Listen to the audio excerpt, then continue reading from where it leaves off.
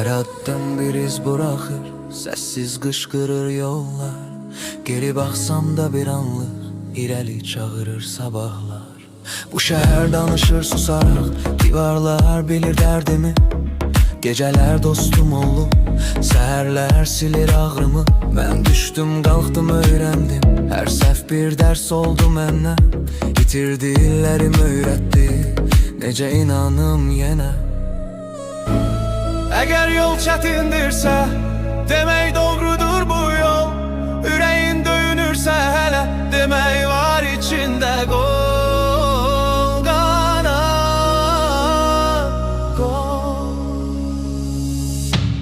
Mən iz qoyuram bu dünyada, səssiz amma dərindən. Adım qalmaz bəlkə də, ruhum qalar bu səsdən. Mən iz qoyuram gecələrdə, işıq düşür qaranlığa. Bir nəfər belə inansa, dəyər bu yola çıxmağa.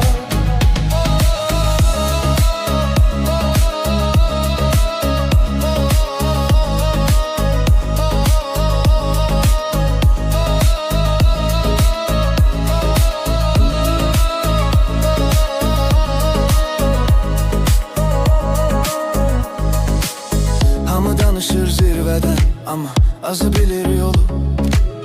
Tək qalanda tanıyırsan nəsə gücü əs qolunu. Vaxt su kimi axıb gedir, tutmaq olmur əllərlə. Amma bir an var ki, əbədidir doğru hisslər. Əgər yorulsan dayanma, sadəcə nəfəs al. Bu səs sənin içindədir, onu heç kim sustura bilməz. Qal.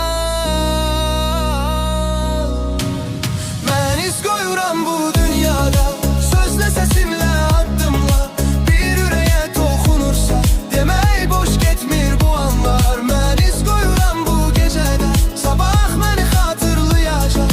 Bu mahnı bitəndə belə, içində bir işıq qalacaq. Adım küləkdə itib getsə də, izlərim qalacaq burada.